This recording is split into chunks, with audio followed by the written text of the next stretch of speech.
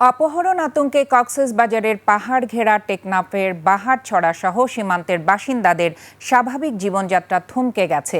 একদিকে গুলির আওয়াজ, অন্যদিকে অপহরণের ঘটনায় নিরাপত্তাহীনতায় দিন কাটছে তাদের। ইতোমধ্যে পাহাড় ঘেঁষা 2 গ্রামের অর্ধশতাধিক পরিবার বাড়িঘর ছেড়ে নিরাপদ স্থানে আশ্রয় নিয়েছে। অনেকে রাতে থাকছেন না বাড়িতে। প্রশাসন বলছে নিরাপত্তা ব্যবস্থা জোরদার করা হচ্ছে। টেকনাফ থেকে প্রতিনিধি নুরুল করিম রাসেলের তথ্য ভিডিওতে আরও জানাচ্ছেন সমর ইসলাম। সন্ধ্যা নামলেই পাহাড় থেকে ভেসে আসে গুলির শব্দ। সেই শব্দেই ঘুম ভাঙে, আবার সেই শব্দের মধ্যেই রাত কাটাতে হয়। দিনরাত গুলির এমন শব্দ যেন নিত্যদিনের ঘটনা। শিশু, নারী ও বৃদ্ধ সহ পুরো জনপদের মানুষের স্বাভাবিক জীবনযাত্রা প্রায় অচল। এই পরিস্থিতি চলছে কয়েক বছর ধরে। এর আগে মাঝে মধ্যে এসব ঘটনা ঘটলেও এখন প্রায় নিয়মিত। স্থানীয়রা বলছেন, বাহারছড়া ইউনিয়নের নোয়াখালী ও কচ্ছপিয়া পাহাড় ঘেঁষা এলাকায় প্রায় 10,000 মানুষের বসবাস।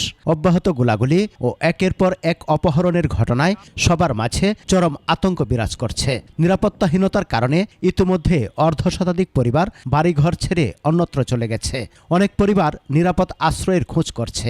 আতঙ্কে জনপ্রতিনিধিরাও। দিনের 12টায় 12:30 যদি 10-12-14 জন আত্মীয় নিয়ে আসে, দিনে যদি মানুষ নিয়ে যায় ল্যাংটা কইটা বাড়ি থেকে, তারে যদি 10 লক্ষ টাকা দিয়ে যদি আনতে হয়, তো আমরা কোন অবস্থায় আছি আল্লাহ জানে আর আমরা জানি। আমাদের এমন কোনো মানুষ নাই যারা রাতে 9টার পরে এখন টেকনাফে বের হতে পারে।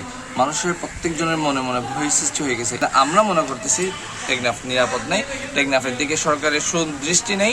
অপহরণ চক্র এতই বেড়ে গেছে যে মানুষ রাত্রে বাড়িতে ঘুমাতে পারতেছে না। আমাদের টেকনাফে এত প্রশাসন থাকার পরও, আপনি পুলিশ বলেন, বিজিবি বলেন, কোস্টগার্ড বলেন, এফিবিএন পুলিশ বলেন, থাকার পরও আমাদের অপহরণের কোনো সমস্যার সমাধান আমরা পাচ্ছি না। পুলিশ ও স্থানীয়দের তথ্য বলছে, গত 1 বছরে 15টি ঘটনায় প্রায় 155 জনকে অপহরণ করা হয়েছে, যাদের মধ্যে 96 জনই রোহিঙ্গা নাগরিক। প্রশাসন জানিয়েছে, স্থানীয়দের নিরাপত্তায় 3টি পুলিশ ক্যাম্প বসানো হবে।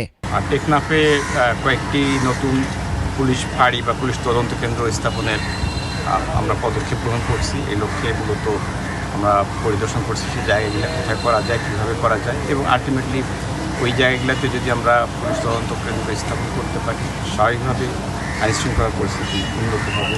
মানুষের জানমালের নিরাপত্তায় দ্রুত ব্যবস্থা নেওয়ার দাবি বাসিন্দাদের। সমর ইসলাম, 21 টেলিভিশন।